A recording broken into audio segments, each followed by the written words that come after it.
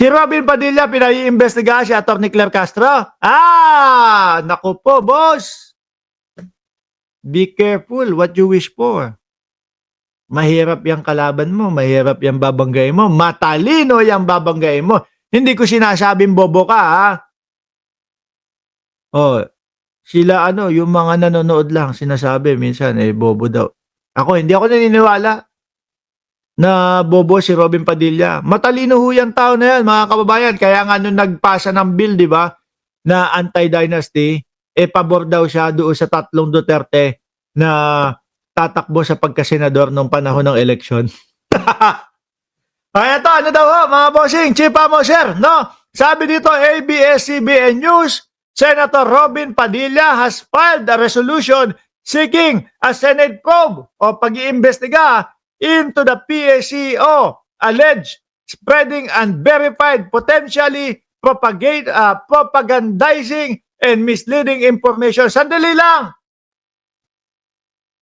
Pinaiimbestigahan ni Robin Padilla yung pagpapakalat daw po ng mga unverified, potentially propagandizing and misleading information. Boss, ikaw ang nagdala nung hindi mo alam kung saan galing source na video diyan sa Senado.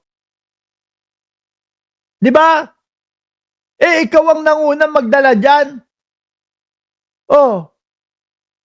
Tapos ang iimbestigahan sila Atty. Claire Castro. May bait pa ba kayo? Alam nyo pa ba kung ano ginagawa nyo dyan? Diba? Kami, unang rinig pa lang namin. Hindi ko sinasabi na si Badoy yung nandoon mismo sa boses na yon. Pero mas hawig ng boses ni Badoy.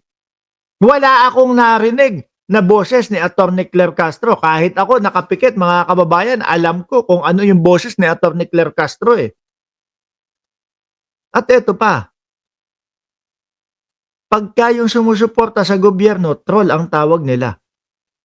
Isang ka pa. Samantalang nakikita natin, pag pumunta, bumaba si Pangulong Bongbong Marcos sa isang lugar, may mga sumasalubong na mga tao.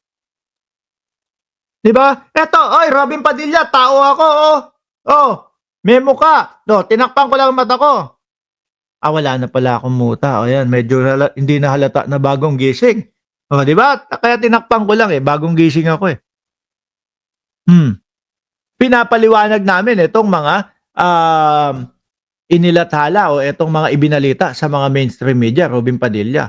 Hindi kagaya ng mga DDS. Baka magkaubusan kayo dan, sabi ni Pulongges Yotman. Baka sila ang maubos. Mga kababayan, bakit?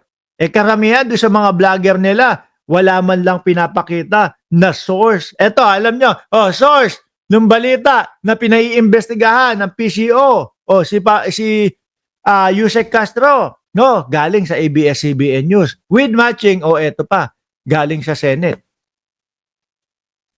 Yung mga DDS, kapag ka nag-vlog, ayon sa aking puting ahas, ayon sa aking puting wetpacks, ayon sa puting betlog, ayon sa dilaw na ngipin, lahat na lang ganun, mga bossing. Baka magkaubusan kayo, Robin Padilla, diyan sa kampo ninyo. Sabi ni Mabel Quinjo, idemanda sana ni Atty. Claire yang walang silbing senador na yan. Sabi ko kay doon kay Addictus Rex, uy, pakiimbita naman si Atty. Claire dito, baka makasampa dito sa live natin, ang ganda nitong topic na ito Ngayon, sabi dito, doon sa resolution, hindi ko pa pala tapos to. Aiming to strengthen government communication standard and ensure accountability. Meron daw kasing mga troll farm ang gobyerno. Diyan nga sa inyo, nagkakasabihan, nagkakaanuan. Ano sabi ni si na lang si Nino Barsaga na lang sikap ninyo mga kababayan. Ano sabi? Galing ako dyan sa DDS.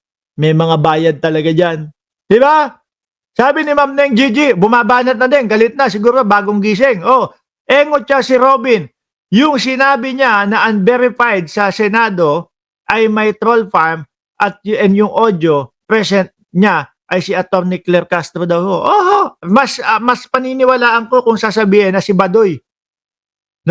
Pero kahit narinig ko nakaboses ni Badoy, sa panahon ngayon, laganap na po yung AI mga boss eh.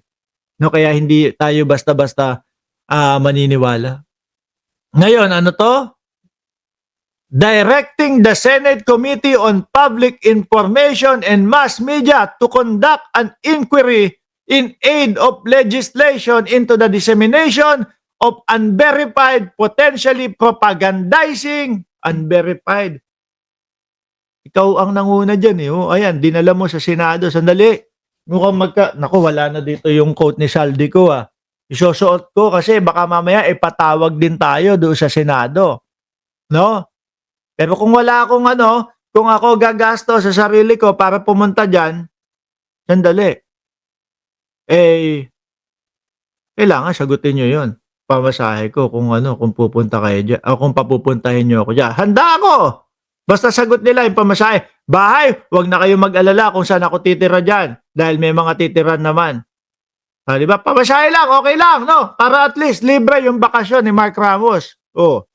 Kaya ko. Kung sa Zoom, pwede din, walang problema. No, basta, kung gusto nyo, akong pumunta dyan at sabihin, ipaglaban ko yung sarili ko, nasasabihin nyo, ito, troll ng gobyerno, ito si Mark Ramos. Pupunta ako, basta sagutin nyo yung pamasahe ko. Yun lang, walang problema. Pagkain ko, ako na bahala dun. Dalang ko pa kayo ng pizza pie dyan sa Senado. Lahat kayo, di ba? Saan pa dito? Potentially propagandizing, misleading information. Yung palang sinabi mo eh. Yung palang iugnay mo ito eh. Doon sa gobyerno eh. Di ba?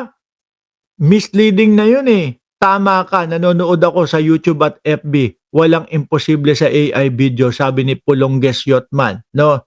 Si Boy Shaksak pala to. Di ba oh? Misleading na. Rinig na natin na ang layo sa boses. Wala sino man doon sa dalawang babae ang boses ni Atty. Claire Castro. Mga bossing. Ako naniniwala ko alam ni Robin Padilla yan. Di ba Ai Chang? 136 likers. Hello Mark. Hello din po sa inyo. Ako naniniwala ako mga kababayan, alam ni Robin Padilla yung boses ni Claire Castro na Yusek. No? Pero nag-aanga-anga, naku, mapapagalitan tayo ni Robin na naman dito. Hindi, totoo, nag-aanga-angahan, no? Pag pinagdikit mo yung boses ni Badoy at boses nung nagsasalita doon sa pinlay niyang video, mas masasabi mo, si Badoy yata yan eh. Sabi ni Shirley Samonte, magmukbang ka na lang daw, Robin, sa Senado. Pagka pumunta ako dyan, pagka pinatawag nila ako, pumunta ako, sinagot nila yung pamasahe ko.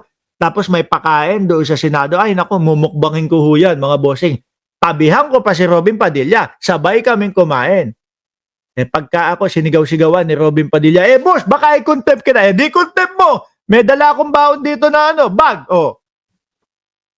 Bahala kayo kung hanggang kailan nyo ako i-contempt.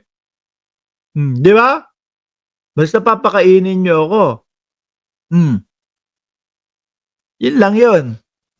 With the end in the view of strengthening government communication standard, combating misinformation, and ensuring accountability in public communication.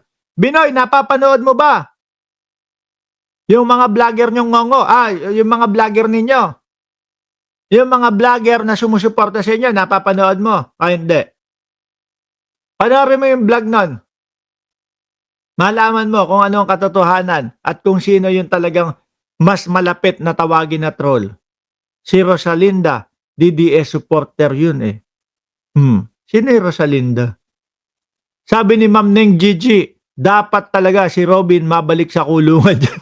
Isa rin lang gugulo at naninira sa gobyerno. Kaya ako naniniwala, mga bossing, kung meron man hong mga tumakbo na mga artista, no? Kung meron man pong mga tumakbo na galing sa showbiz, mahihirapan na hong manalo. Mahihirapan hong manalo, mga kababayan. River, shoutout sa iyo at DP Syndicate. Bakit to? Nakita nila, nakita ng mamamayang Pilipino, kaya pagka pala talaga ta-artists lang, ganito ang kahihinatnan. Yung mga pinapasweldo ng gobyerno, sa kanila, parang nasasayang lang.